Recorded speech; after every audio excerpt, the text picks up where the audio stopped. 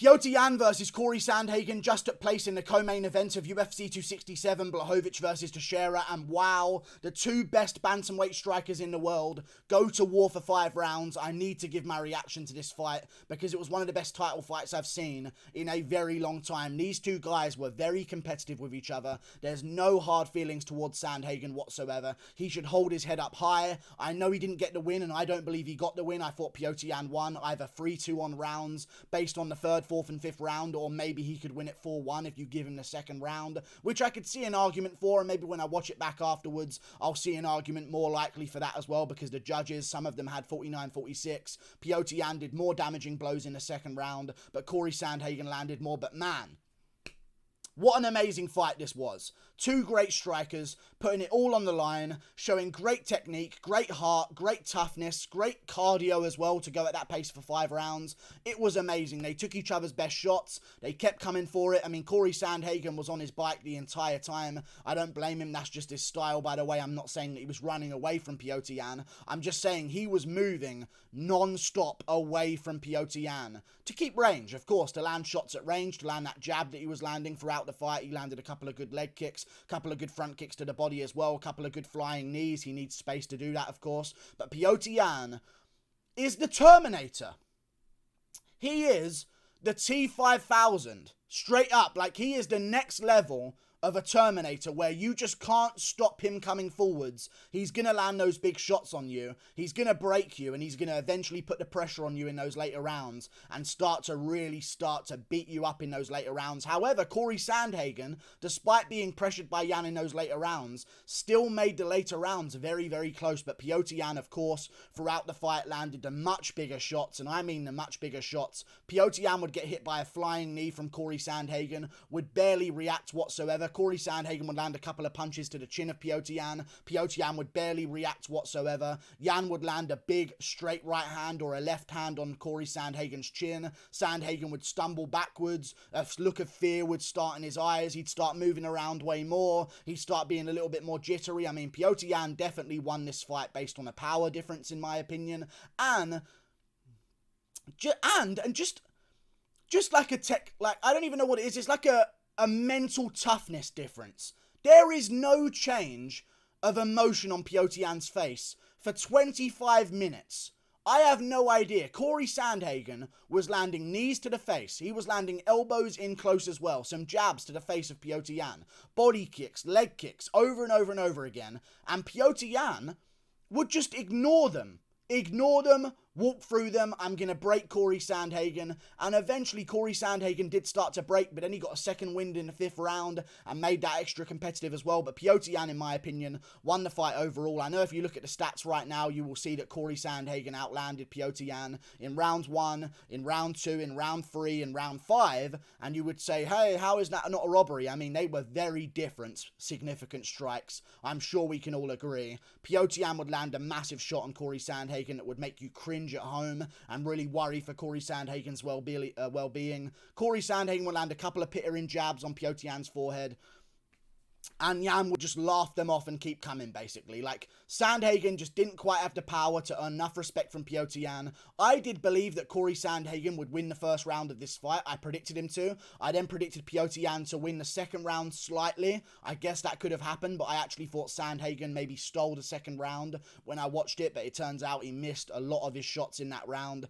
I was kind of giving him a couple of bits of credit here and there for a couple of jabs that maybe didn't land too cleanly. Cory Sandhagen then started to slow down in the third, started to win the third at the start of the third round, but then Petr Yan, out of nowhere, and this is what separates him from the other bantamweights, out of nowhere, he activates Ultra Instinct mode, throws a left hook that lands on Cory Sandhagen, follows it up with a spinning back fist from his right hand on Cory Sandhagen's chin again, and then spins right back around again and lands a left hook follow-up on Cory Sandhagen as he's moving backwards in like a fluid motion, spinning around like a windmill, somehow landing every single shot with absolute precision, drops Cory Sandhagen in the third round, beats him up on the ground a little bit, wins the third round because of this, but Cory Sandhagen wasn't giving up. However, the 4th round for Petr Yan was the dominant round that he had. Cory Sandhagen started to slow down a little bit, his hands started to drop, he was red all over. I know he's a pale guy like me, a Celtic lad himself, but we do show a little bit of redness. a little bit easier than other races and complexions of people. Red does show up on pure white more than it does on other races, of course. But he was red all over. And I'm sure Petr Yan also had a lot of swelling. But Cory Sandhagen, like his whole torso was just busted up, like really badly. Red everywhere, red all over his legs, red all over his face. It wasn't a good look in the fight. He was taking a lot of damage, and Petr Yan started putting the damage on him. But then in the 5th round, Cory Sandhagen starts making a tiny bit of a comeback, maybe. It turns out he didn't even need the 5th round. He actually lost the 2nd round on, I believe, all of the judges' scorecards. Yes, he lost the 2nd round. I need to go back and rewatch the 2nd round. Maybe Yan landed a lot more power shots than I believe, but he did cut open Sandhagen with an elbow in the clinch. I guess the 2nd round can go to Petr Yan, now that I'm thinking back about it in my head. But in the 5th round, Cory Sandhagen, still in there, still jabbing, still moving, still trying to make things happen, still trying flying knees, but the problem was Petr Yan was blocking most of them. They weren't affecting Petr Yan whatsoever. They were baby shots on the chin, on the forehead, and Yan would just land massive shots back. At one point in the 5th round, he lands a flush head kick on Cory Sandhagen. Big moment in the 5th round, but Sandhagen takes it well. Then in the 5th round again, at the end of it, he throws a wheel kick, one of the most deadly wheel kicks I've ever seen in my life. At the end of a 5th round war. I mean, Chris Weidman in round 2 had a much shitter wheel kick than that. Petr Yan is a box of tricks. You don't know what he's going to do. He's an absolute Terminator. I'm just amazed at how good he is. And now, Aljo must die. And now, Aljo shall die. There is nowhere to run. However, Petr Yan in his post-fight speech, and especially his speech backstage with ESPN MMA, said he'd rather beat up TJ Dillashaw because he's already beaten Aljamain Sterling in his own mind. And I said this would happen. I said, don't be surprised if Petr Yan gets the interim belt and says, hey Dillashaw, pick what belt you want to fight for. I'm the real champion. And honestly, if TJ Dillashaw goes along with it and says, you know what, I'll take Petr Yan over Aljamain Sterling, Aljo might straight up just get ignored out of the division at this point. And he deserves it because he's a good actor, don't get me wrong. But he might get ignored out of the division right now.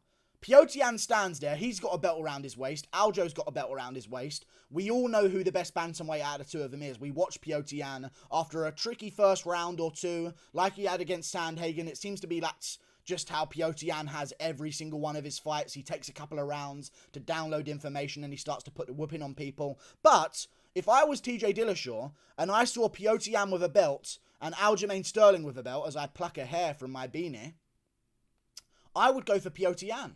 I want the credit for beating the best guy. It doesn't matter what the belt officially says, interim or actual undisputed belt. If I was Dillashaw, I'd call Petr Yan's bluff and go, yeah, me versus you. March pay-per-view co-main event. March pay-per-view main event. Let's make the fight happen. And then Aljo just sitting there like, but guys, I have a belt too. And like, no one cares, Aljo. Fuck off. You don't have a belt, really. We all know you don't. You pulled out of this fight with Petr Yan. Yan stayed on the card against, in my opinion as well, and let's get into this, the worst style matchup for him ever. Cory Sandhagen, and I still pick Petr Yan, but Cory Sandhagen is the worst stylistic matchup for Petr Yan you could find anywhere.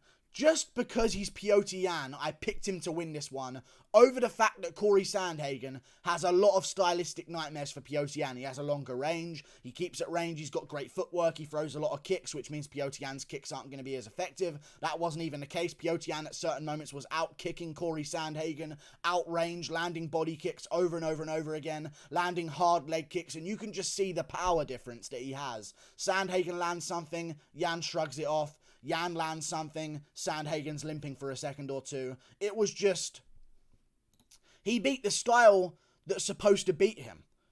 Now he's got a style in Aljo that he obviously beats, unless fucking MMA happens again, like Glover beating Yan, and fucking Aljo somehow beats Yan in a rematch. I would be so shocked, but you know it could fucking happen because this sport makes no fucking sense. It's all based on luck, really. But Petr Yan shows there's no need for luck. I think he beats Aljo. I think Dillashaw doesn't take the punches that Cory Sandhagen took. Don't think that at all. I think if Dillashaw gets hit by those shots, he's going to get dropped more often. He's going to get wobbled more often. He's probably going to get TKO'd at some point in those later rounds as well. I mean, who beats Petr Yan? Unless Sean O'Malley. No, not Sean O'Malley, but... Straight up, who beats this guy? He's got a granite chin, great cardio, no emotions in the cage, great technique, great volume, great power. I don't know what they do. What do they do? How is this fair? How is this in any way fair that this man can be this good? I don't get it. But you know what? He won the fight very clearly. He had a much higher efficiency rate. He made Sandhagen miss a lot, and that says something for a guy with a short reach and a guy who's not at range most of the time. Sandhagen should have control of the range. He should be outlanding Petr Yan, but Petr Yan was still making him miss, making him look a bit foolish in certain moments as well with his head movement.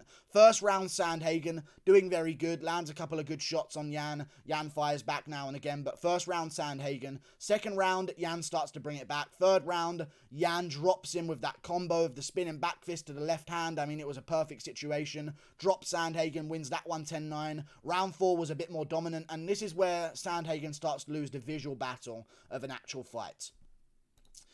He was shooting failed takedowns over and over and over again, and even if it was close, that look where you're like so broken down, you're like trying your best to get a double leg, and Yan is just stuffing your takedown with ease and landing total strikes on you in the clinch and in the grappling exchanges. I mean, it doesn't look good for the judges watching Cory Sandhagen do that. Dive for a single leg, not get it, look defeated. Yan beats him up a little bit, lets him back up to his feet. Petr Yan's just a fucking Terminator, and he's now going to be more active than Aljo. He's just got a fresh matchup in here for 5 rounds. Maybe eventually he takes too much damage in his career, because although Petr Yan is dominant and he does win a lot of fights, he does get hit a lot in his fights and he does get cracked with some big shots. Eventually that chin is not going to last, but he's 28 years of age. He's 28! 2-8! Sandhagen's 29. Like Sandhagen says in the post-fight speech, I'll get him next time when I come back. You're the older one. Yan's the young guy with all the room to improve. Aljo's over 30. Dillashaw's way over 30. Like, he's crazy good. And in hindsight, his win over Jose Aldo is looking absolutely amazing, because Aldo's been looking better than ever, beating a bunch more guys in that division like Pedro Munoz in his last fight. He has a fight with Rob Font coming up soon. Bantamweight is better than ever. If Sandhagen won, and let's say Aljo beat Sandhagen, it'd be an absolute fucking mess. But because Yan won, let's make the Yan versus Aljo rematch, or just make Yan versus Dillashaw and fuck Aljo out of the fucking conversation. And then we can move on with Bantamweight and have a great old time. What an amazing fight, though, honestly. Absolute war. Credit to Sandhagen. He's very fucking good, isn't he? He's really good. But he's just not got that savage that Yan has where it counts. I think Sandhagen is actually a better technical striker than Yan. But he just doesn't have the same level of chin. Doesn't have the same level of toughness. Doesn't have the same level of power. And he just doesn't have that savage mindset to kill and track down opponents and get it done where he needs to. He had moments of success here and there, but they were all a little bit too little too late in certain moments. Petr Yan, absolutely dominant. And for Cory Sandhagen, I don't know what he does next. Maybe look for a matchup if Dominic Cruz beats Pedro Munoz somehow. I don't think he does, but let's say Dominic Cruz beats Pedro Munoz. I mean, Sandhagen, I would jump at that opportunity to fight Dominic Cruz. We'll see how it goes, though. Amazing matchup. So glad I was there to watch it. One of the best fights I've seen in a very long time, technically especially. Anyone can have a brawl where you're keeping your eyes closed and you're swinging overhand after overhand after overhand and you're just going back and forth in a big trade. But it's really difficult to have a technical masterpiece of a fight and still make it so action-packed and entertaining. I'm speechless, but I'm not, because I've just spoke for 14 fucking minutes. But now I am. Like and subscribe, click that button up there. Toodle pip, I'll see you later. Goodbye.